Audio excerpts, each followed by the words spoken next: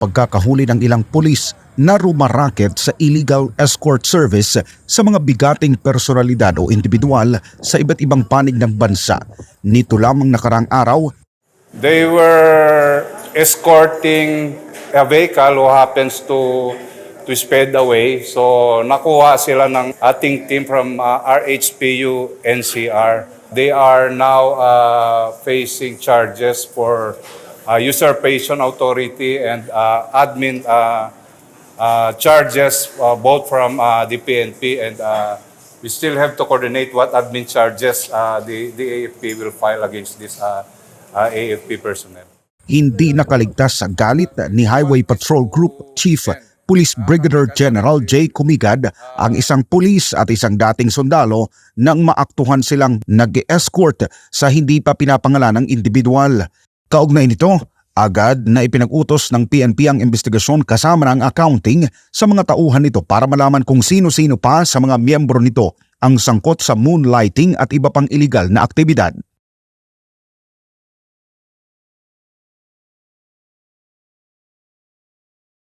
Oh yes, of course, meron itong monetary consideration for them. That's why ito nga po is they're doing this kasi nagmo-moonlight sila. Pero ang nakikitang dahilan ng sunod-sunod na pagkakahuli ng ilang pulis na rumaraket sa illegal escort service sa mga bigating personalidad o individual sa iba't ibang panig ng bansa.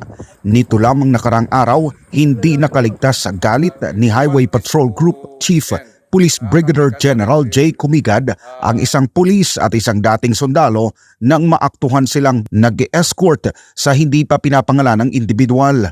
Naaresto ang dalawa habang nagbibigay ng motorcycle escort sa isang itim na Toyota Alphard minivan sa kanto ng Jokno Avenue at Asiana City, Parañaque City, kamakalawa ng hapon, May 27, 2024. They were escorting a vehicle who happens to speed away. So nakuha sila ng ating team from RHPU NCR. They are now facing charges for usurpation authority and admin charges both from the PNP, and we still have to coordinate what admin charges the AFP will file against this AFP personnel. Ayon sa inisyal na investigasyon, nagawa pang magpalusot ng dalawang unipormadong individual at sinabing sabay lang silang uuwi ng kani-kanilang bahay. Pero ang kwentong ito ng dalawa, hindi naman pinaniwalaan ng mga operatiba. Nabatid rin na isa sa mga motorsiklong gamit ng pulis ay nakarehistro sa provincial government ng Cavite. Hindi po official HPG motorcycle yung ginamit, but one is I think registered under the provincial government of Cavite, and the other one is a private motorcycle. Private motorcycle was used with the alleged AFP personnel. He deliberately used another uniform. Ito po yung nakikita nyo nagbabiral using the blue pipe and a black riding jacket. It's not an official uniform of the HPG.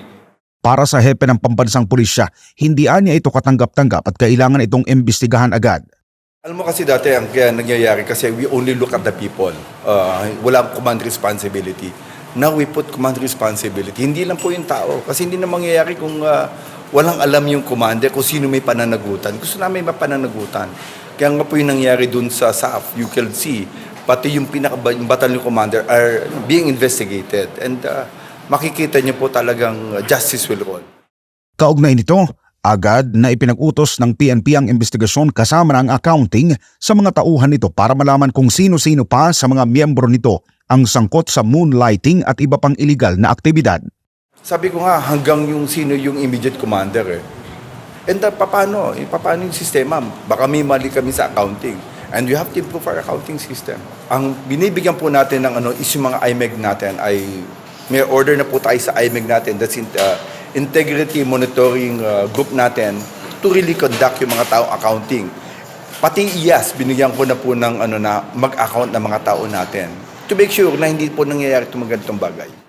Sa pakikipag-ugnayan ng SMNI sa Philippine Army, ipinauubayan na lamang daw nila sa PNP ang pagsasampa ng kaso laban sa ex-Army na sangkot sa moonlighting dahil matagal na anla itong wala sa kanilang serbisyo. Nabatid rin na may pending case ang naturang sundalo sa loob ng sandatang lakas. ng Pilipinas.